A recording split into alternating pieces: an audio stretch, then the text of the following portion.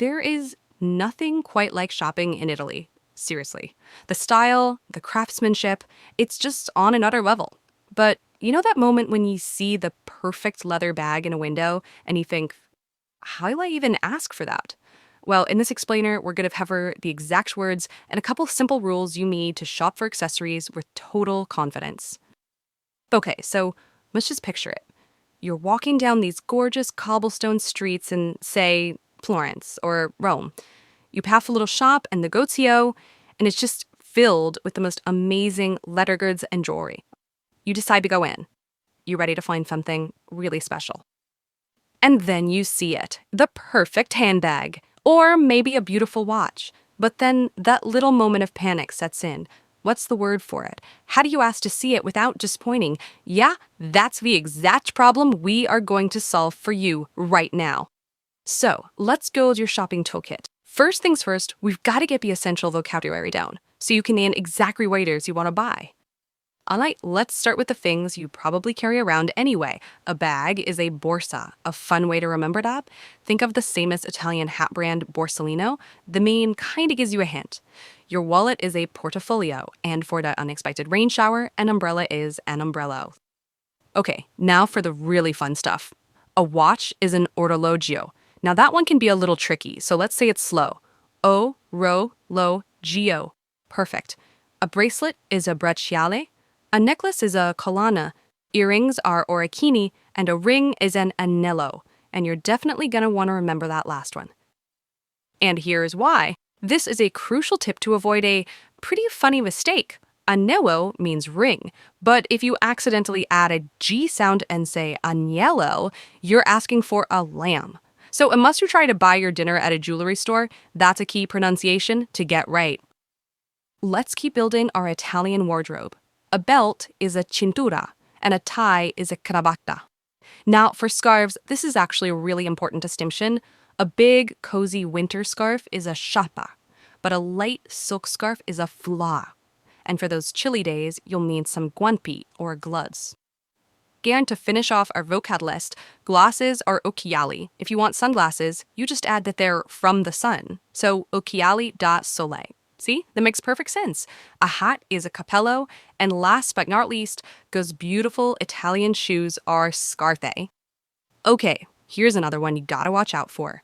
Cappello with 2 P's is a hat, but cappelli with just 1 P means hair. The easiest way to remember this, you wear a cappello on your cappelli. Simple, right? All right, so knowing the right words is huge, but it's only half the battle.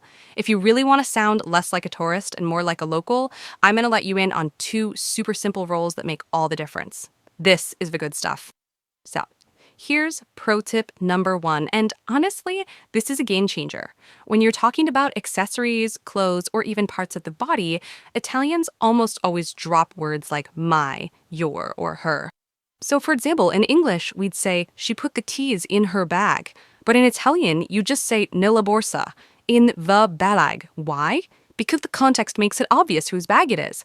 It's one of those key insights into the language. If everyone knows what you mean, you don't need the extra word.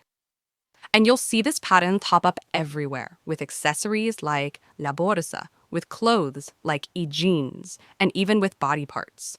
It feels a little weird to us at first, but in Italian would say they are washing the hands, not my hands. It's a small change that will make you sound so much more natural. Okay, our second pro tip is just as easy, and it's absolutely essential for describing what something is made of, which is perfect for when you're on the hunt for that specific gold ring or leather bag. The formula is so wonderfully simple. You just take the noun, the item you're talking about, add the word di, which means of, and then you say the material. So instead of saying a silver bracelet, you're literally saying a bracelet of silver. Let's see it in action. A silver bracelet becomes a bracciale d'argento. A gold ring is an anello d'oro. And those beautiful leather shoes you've been dreaming of, un paio di scarpe di pelle, a pair of shoes of leather.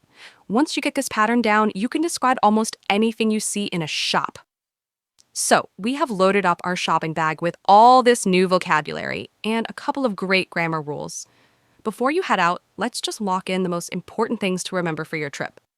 Okay, so if you remember anything, remember these 2 golden rules. Number 1, drop the possessives. Don't say my bad when it's obvious you mean your bad. Just say the bag.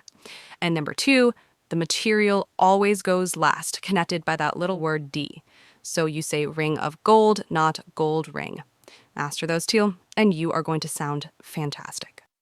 And that's it. You are now officially equipped with the words and the rules to shop for accessories like a pro. So the only real question left is, what are you going to buy on your trip? A beautiful leather borsa, maybe? Or that stunning anello d'oro? Whatever you choose, happy shopping.